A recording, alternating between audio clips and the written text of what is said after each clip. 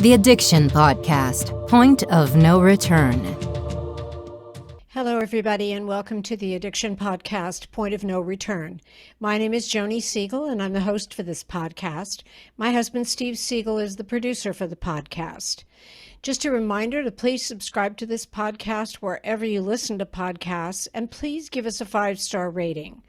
Also, check us out on YouTube, subscribe to our channel, and give us a thumbs up in our videos. That helps people find us because Google will point them in our direction.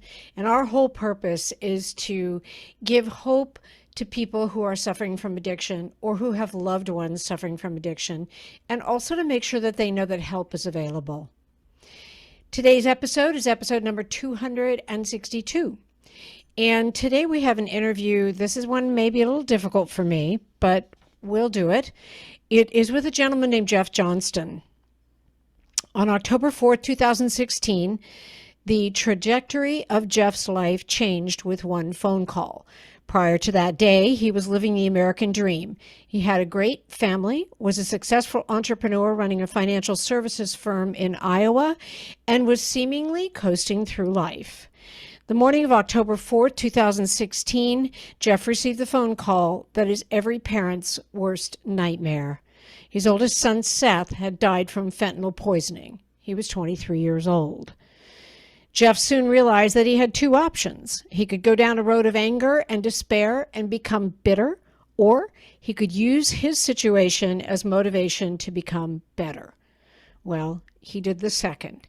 And today he's going to share his story with us and what he's doing personally to help end the addiction pandemic. Let's talk to Jeff Johnston. Jeff Johnston, thank you so much for being willing to be on the podcast today and share your story with us. I'm honored and I'm humbled to be on the Addiction Podcast because this is something that's very close to my heart, as your listeners will find out as I go through the amazing journey that I've been on. Awesome. Awesome. Thank you so much for being with us. We're going to start with your story. Now, give us just a little, I know that this story has more to do with your family as you're a grown-up, but tell us about where you grew up, what your life was like. Did you have your own background with drugs? That's a great question. I grew up in the what I'd consider the Leave It to Beaver family. Cedar Rapids, Iowa. My dad's a doctor. My mom graduated number one in her class in college. She decided to stay home and raise 4 boys. So I had a loving environment, no alcohol abuse. I never saw my mom ever have a drink of alcohol. I've never seen my dad drunk. I knew he had a beer or two every night, but that was it, So pretty insulated family life. And my older 2 brothers would occasionally do drugs and stuff, but again, never incarcerated, never really any issues. Nobody ever died that I knew in my school. I think we had one drunk driving accident where someone got injured, but there was never, just back in the 80s, you just lived life and we explored and we had a good time and nobody died. I've never done drugs my entire life, but I've been drinking since 7th grade, and I had a compulsive gambling problem for about 20 years. Now, why that's important to add, Joni, is that I'm an investment advisor as well. So when I was 23, I started my financial services practice up. I built it to about a $700 million practice as of a few years ago, 9 full-time financial advisors and 7 full-time staff. So being a compulsive gambler wasn't something that you went out and broadcasted. And yet, I having worked for a hedge fund manager a couple different times, It is sort of almost like a legal form of gambling, if you will. Mm-hmm. I was going to Vegas, and I was hurting myself. Understood. At the time I wasn't married. I got married late at 35. I'm 55 right now. I'll be 56 in 2 weeks. And I was hurting myself, but I never did drugs. I drank a lot. So my addiction issues were gambling and drinking. And I also define addiction a little differently than a lot of people, because I think there are many positive addictions. I have attention deficit, for example. So I'm addicted to being intense and focused, and I love life. And I'm addicted to having a positive attitude, and I'm addicted to healthy eating. So addiction to me doesn't have the negative connotations that a lot of people like to say. And that's one thing I'm trying to do when I'm out talking to people about changing the narrative, especially with kids, is I'll start my presentation by write down some addictions, and we'll go around the room, and none of them are ever positive. Right. And so we're trying to change that narrative so people don't always have to subscribe to this image of addiction being bad. It doesn't have to be bad. It doesn't. You're right. I like it. I'm addicted to a show called Too Cute, which is about puppies and kittens. I'm willing to admit it. Good for you. There you go. That's awesome. I love it. Okay. Sorry, I interrupted. Keep going. No, we're fine. And so really, my journey kind of began on October 4th, 2016. That's kind of where I like to start everything. That day was like any other day in the heartland of America. It was a beautiful fall day in Iowa. And my wife and I were getting ready to go watch our middle son go golf for districts. He was a sophomore. How many boys did you have? Seth's our oldest. Okay. Ian's the middle. Okay. And Roman's the youngest. Okay. So three. And I grew up with three brothers. So it's like, I've had testosterone around me all the time. That's one of the reasons why I'm probably hyper. And so just another day, I was just getting ready. I've coached all my boys. I coached Seth in basketball. It's like, I was nervous, golf's a stressful sport to watch. Like every shot's pins and needles. I was dropping Ian off at the school, 6:30 in the morning, and I'm getting the clubs out of the back of the car, have my coffee in hand and wave at the coach, and my phone rings. And I looked down at my phone, and I knew in my heart that this call was a bad call. I just knew. And I hesitated for a minute. I thought, I don't want to answer this. And I did. And I got the call that every parent dreads. And I became a member of a club that I cannot leave, and one that I didn't ask to join. And they found our oldest son, Seth, dead from heroin with fentanyl at the age of 23 in a seedy hotel room less than a mile from where my middle son was golfing that day. And so I know what I did. So sorry. I know. I said in the intro, this is going to be difficult for me. And I know what I didn't do. I didn't tell my son I loved him like I always did. I got in my car and I thought, how am I going to tell my wife that our son is dead? And Ian had to think at 16, where's dad going? What's going on? This is my big moment. And he went off to his golf tournament. And I just thought to myself, oh my God, I got to tell my wife. So I got in the house and I'm shaking like this, and she knows something really bad happened. And I get 3 words out of my mouth: Seth is dead. And you can imagine what happened.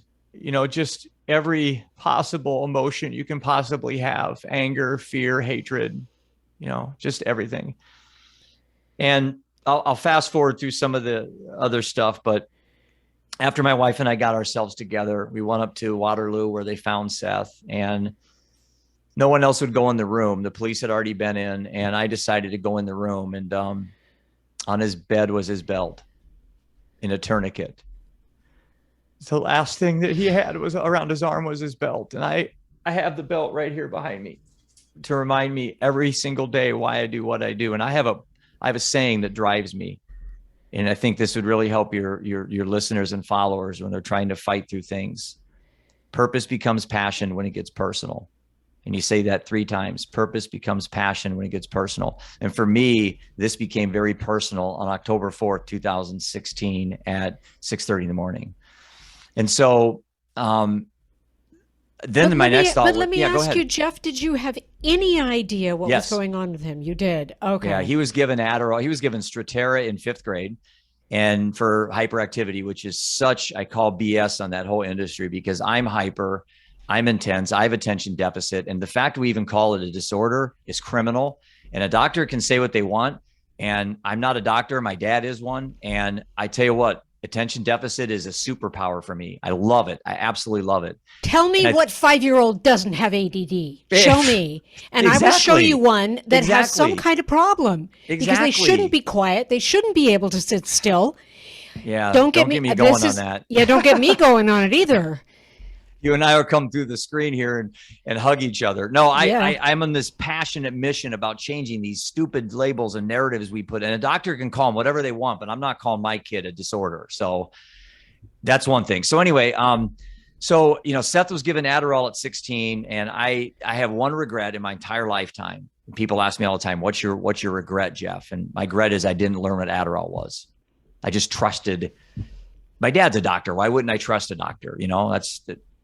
That's just how we do things. And so I didn't Google it. I didn't look it up. And it's just watered down methamphetamines. That's all it is. And I know some kids need it. I understand that. ADD or attention deficit's like a spectrum. And I'm like a 7 and Seth was like a 6. So the kids that are 8, 9s, and 10s, I understand they need something. I'm not anti-drugs. I'm anti-abuse. And Seth abused Adderall, started selling it, started taking too much of it. And then he did his normal things, Joni, that a lot of kids do. They experiment with alcohol. Marijuana was legal in half the country. Dad, it's no big deal. It's legal. And since I'd never done drugs, I couldn't relate to the drug thing, but I certainly could relate to the drinking because I was an alcoholic since, like I said, 8th grade. My wife was an alcoholic too. So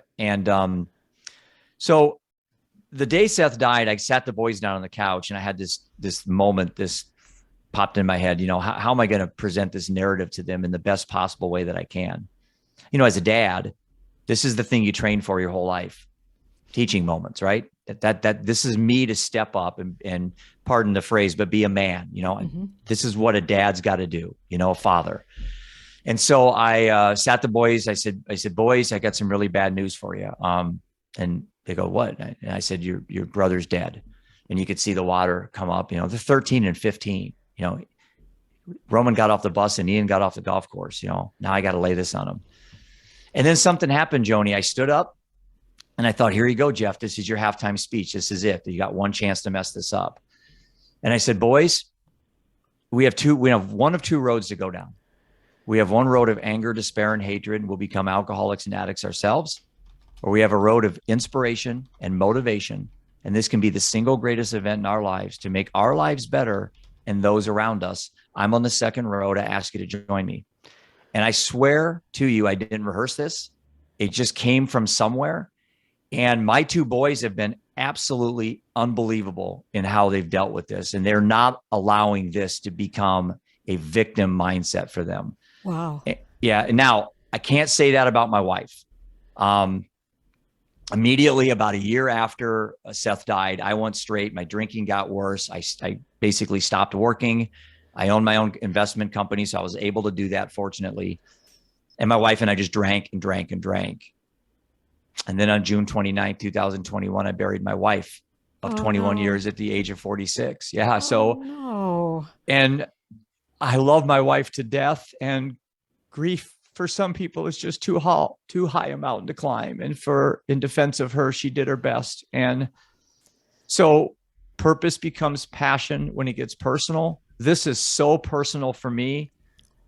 I can't even explain to you where my desire comes from any more eloquently than I just did. I mean, quitting alcohol was the easiest thing I ever did in my life. Once you bury a child and you bury your wife, and if I can't find inspiration from that, then no 12-step meeting is going to fix me.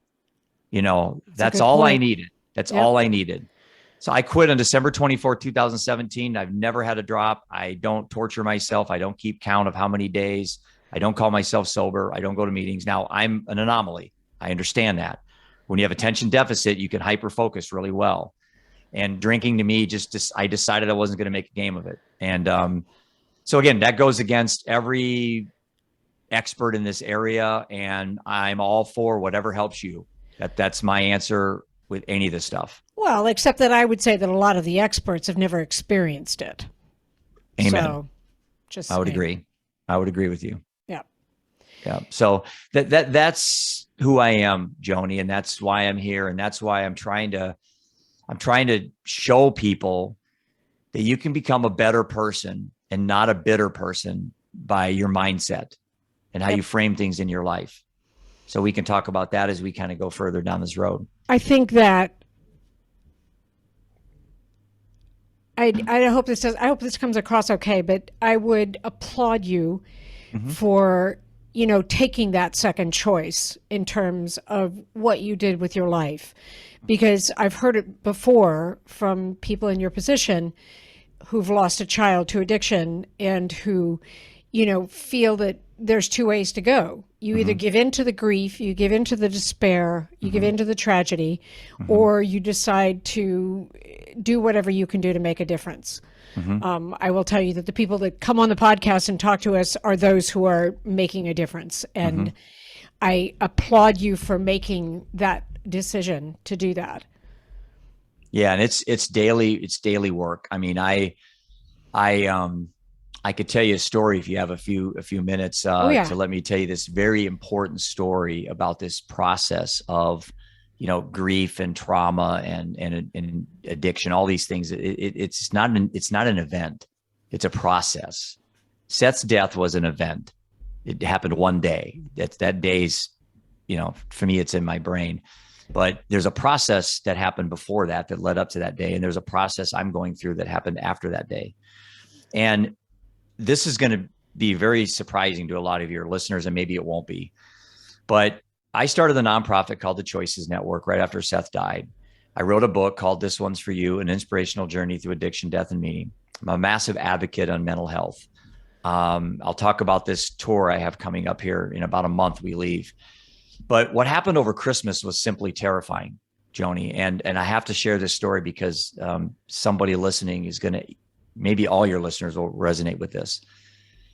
But after my wife died, and I actually, I had to get a separation. So I bought her a house when her alcohol was getting really bad, and I had to get the boys away from alcohol. So I bought a house for her, bought a house for me, moved in with my two boys, and just tried to let her figure out what she was going to do. And so she died in June, and I was in her basement going through her stuff, and I found these 7 boxes. Now I call them the 7 boxes of doom. I didn't know what was in the 7 boxes. They've been there quite a while, and I brought them home, put them in my living room, and I'm walking by them for like 3 months.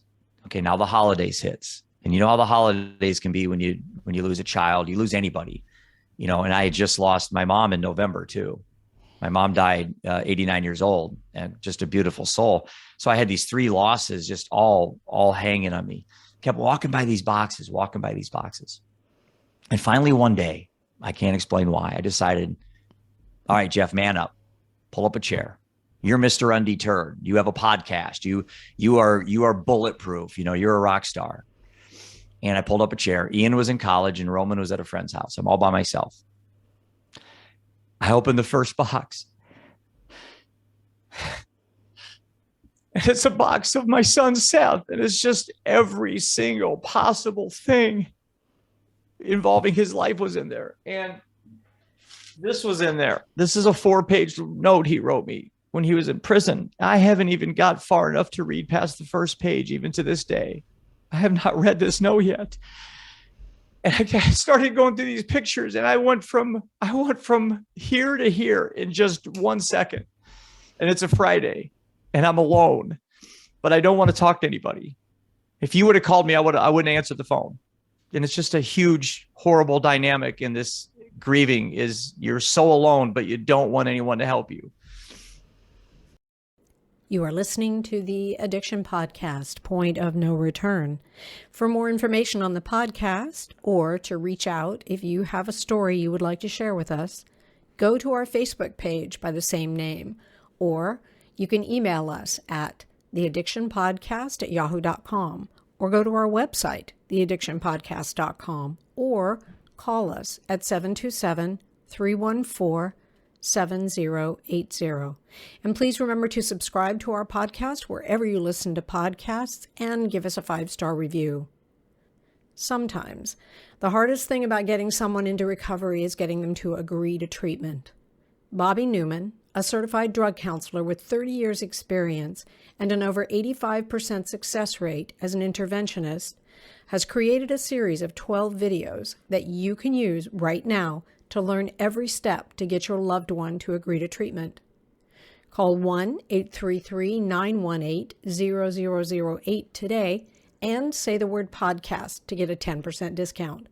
or go to newmaninterventions.com and type in the word podcast for a 10% discount.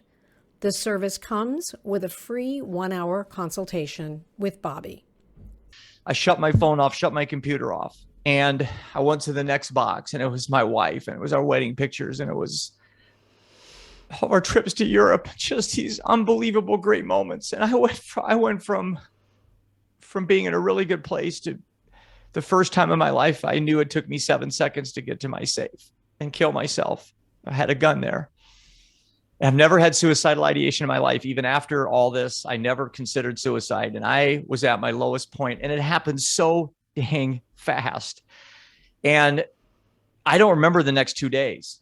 I don't remember. My business partner's wife came over on Sunday night. Everyone was trying to reach me. My sons thought I had taken my life, and they knocked on the door, and I answered it. And I was in my underwear, shirt off, just in my living room. I literally don't, and I didn't do any drugs. I didn't drink. I don't know what I did. I just went somewhere else, out of body. And obviously I didn't take my life. And Lori came in and said, "Oh my God, Jeff, you okay?" And called my business partner, and they came over and the thing they did though, Joni, is they listened to me. They just listened to me. And I cried and cried and cried. And I just said, "What do I do with all this stuff? I don't want this stuff, but I can't get rid of it." And it was so bad. And I will tell you, if you're helping someone go through something like this, sometimes not saying anything is so powerful, and just listening. And that's what they did. And to this day, I've not opened up the 5 boxes, the 5 left. I've not made it past the first page on this letter from my son. He wrote me. And what was important for me, Joni, was, okay, where's the life lesson in this, Jeff? What can I take from this? And I figured out how this happened. I know exactly why this happened to me. And here's why. I took shortcuts in my healing. I'm a meditator. I've been doing it every single day, 10 minutes every day. I skipped a week. I run on my elliptical for an hour, hour and a half every single day. I skipped a week. So what happened, Joni, is I got overconfident in my grief and my therapy and whatever I was doing. And I took shortcuts, and it almost cost me my life. So I beg your listeners, whatever you're doing, if it's God, if it's exercise, if it's doing a podcast, whatever, don't take shortcuts. If Mr. Undeterred could almost take his life just 3 months ago, anyone can. And I still think I'm bulletproof. I think I'm untriggerable. But I've learned now that it wasn't the contents of the boxes. It was the contents of this box that was the problem. So now I added 10 more minutes on my meditation. I do 20 a day. And I run for an extra 15 minutes. So I do an hour and 15 on my elliptical. Sometimes I do an hour and a half. I'm terrified of going back to that day. And I'm not going to allow myself to ever go back there. So I have to make sure, instead of avoiding it, I got to prepare myself for when I open the next box. And that's my metaphor that I use now when I talk to people. So. Wow.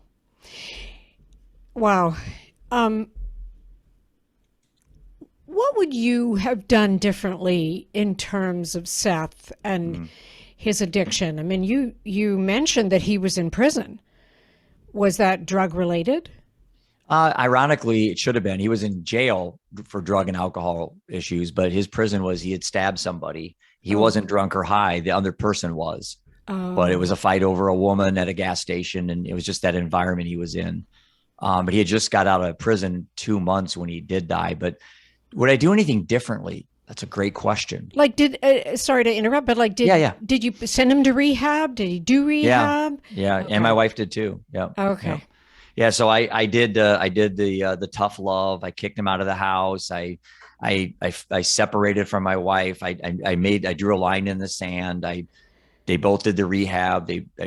She never had any like jail issues, but Seth had plenty of legal issues. But yeah, I look back and I don't torture myself with hindsight. I try to use it as a benefit.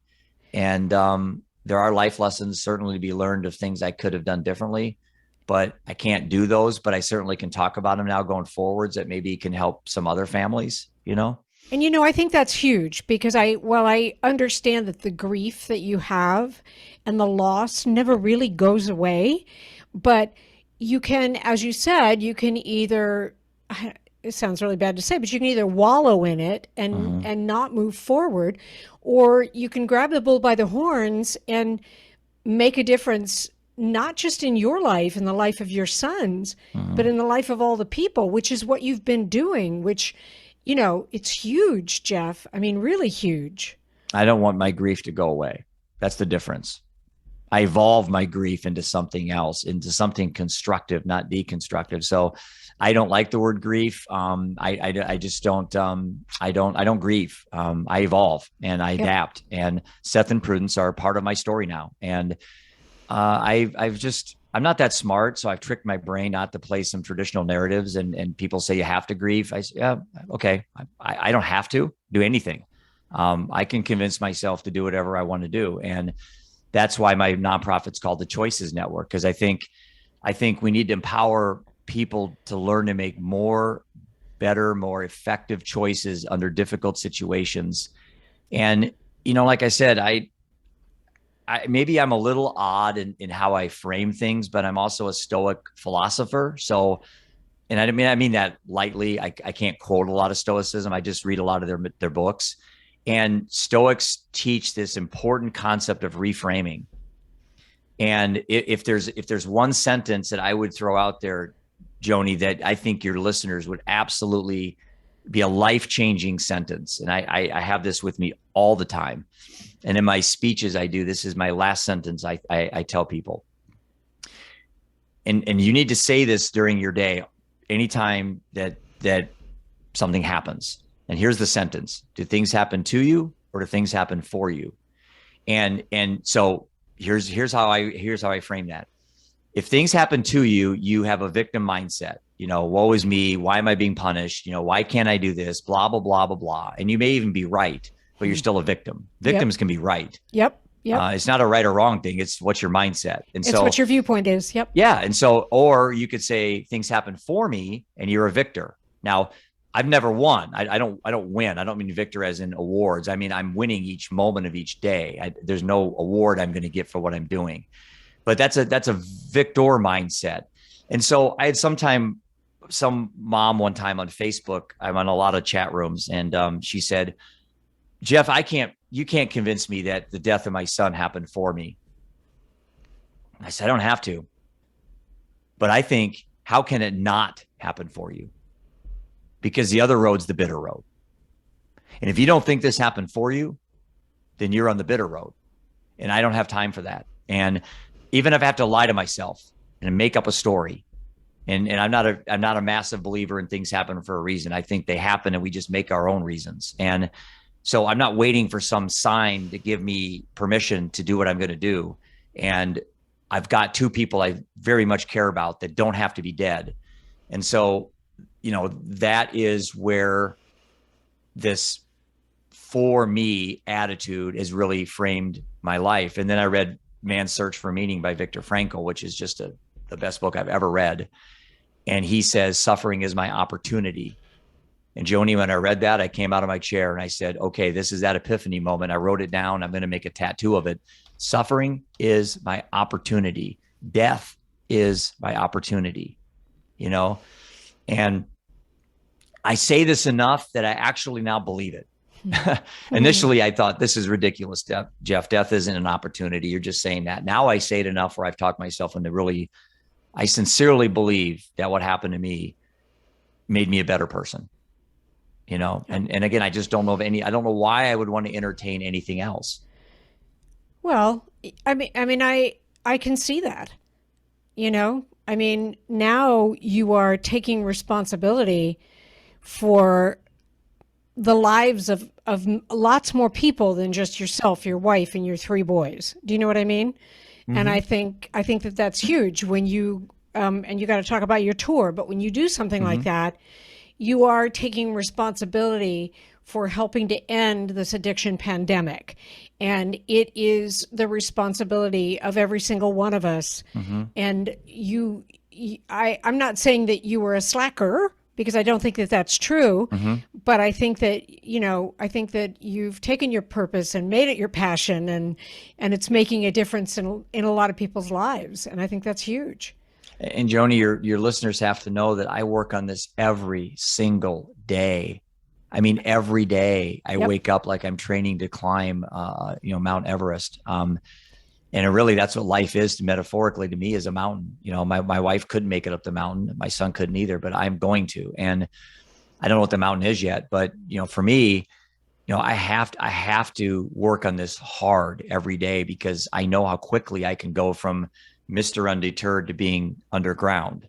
That can happen like that. Yep. And I am terrified of having that happen. And you're right. I got too many people to live for. I got too many stories to share and hear, and too much life to live, Yep. So yeah, I think reframing has been an important tool for me in my life. I can definitely see that. So tell us about your tour. I want to hear about your tour. So for your listeners and followers that have attention deficit, they'll love this. So, and I have imposter syndrome too, and I'm competitive. So I when I see someone doing something better than me, I'm like, okay, I can do that. If they can do it, I can do it. And I think imposter syndrome is great, actually. And I think we're promoting it negatively in the narrative in society, and we need to change that. I think great ideas can come out of jealousy and envy. You just don't want them to be stuck too long. Then it can eat at you. But anyway, so I was on my elliptical one day. I jumped off, and I jumped on my phone. I jumped on Twitter. And there was this dad who was driving across the state he lived in, raising money for breast cancer awareness. So you can imagine this dad, probably his wife, diagnosed breast cancer. Now all of a sudden, what? Purpose becomes passion when it gets personal. Now he's out riding a bike, raising money. And I thought, well, that's awesome. I love that guy. I can do that. Why can't Jeff do that? So I didn't want to ride a bike, and I was too small. So I stayed up till 3 a.m. that night. I even have the paperwork to document this. And I came up with a 3-page business plan to buy an RV, drive around the United States with my 2 boys, and raise $1 million, go to every state and raise $1 million for mental health, substance abuse, and addiction. And that morning I got up. Camping World opened at 9 a.m. I drove up to Camping World. I grabbed like 10 books in my car. And I thought, I'm just going to go talk to the sales manager, sell this idea, give them a free book, and see if I can get an RV. I walked out of there 3 hours later with a 34-foot RV. I've never been in one. I've never driven one. Wow. Yeah. And again, this is the curse of attention deficit. And I made myself buy the RV so I couldn't back out. I went on social media. I started bragging about it. And that's a bad word. But I started saying, I'm doing this. And then the terrifying thing was I was going to do this in July. So I bought the RV. I did the RV in May of last year. I was going to do this in 60 days.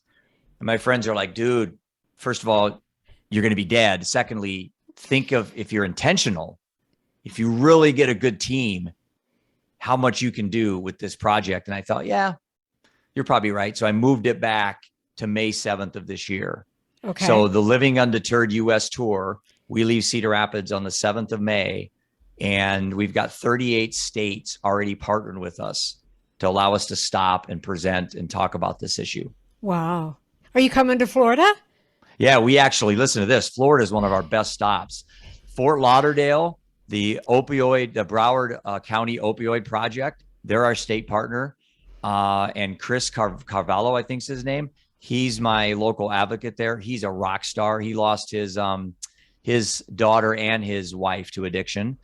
Great guy. And the United Way, I think, is going to partner with us. And then we have Tampa Bay, the Live Tampa Bay Coalition is our state partner. Wow. So we're going to be in Tampa Bay, and I have the dates I can get to you. Yes. I'd be honored to have you pop down and introduce yourself and meet you. Absolutely. That's a done. That's going to happen. If people want to know more about your tour, how do they find out about it? Our website's www.livingundetoured.com. It's a play of words. T-O-U-R. Yeah. Yep. So undetoured.com. So www.livingundetoured.com. There's a short little video about my story in the front, and then all the states are listed. The dates are going to be there. We're still looking for partners in quite a few states. So if your listeners are wanting to volunteer at one of our stops or know of a nonprofit that would want to partner with us, I'd be happy to talk to them. Okay. We'll think on that and see. Yeah, we'll think on that. See who we can reach out to. Jeffrey, thank you so much for talking to us today. Thank you for everything that you're doing.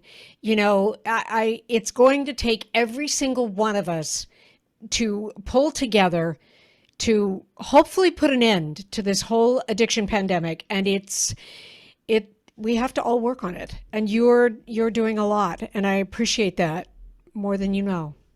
And I would just tell everybody, make it personal and you'll find your passion. Yep. Thank you. Thanks Thank for you very talking to much. us today. Appreciate it.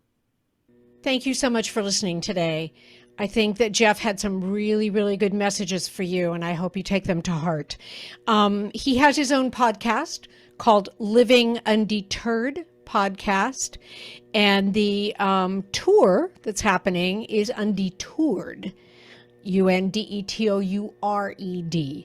So check out his website and check out his book as well. I will post a cover on the video. It's called This One's For You, An Inspirational Journey Through Addiction, Death, and Meaning. Thank you for listening. We will be back again next week with another interview. If you have a story you would like to share with us, please reach out. theaddictionpodcast@yahoo.com. Both Steve and I get that email. Just email us, tell us your story, and we'll go from there. Thank you for listening. We'll be back again next week. You have been listening to the Addiction Podcast, Point of No Return. For more information, reach out to us on Facebook or go to www.theaddictionpodcast.com. Our email is theaddictionpodcast@yahoo.com.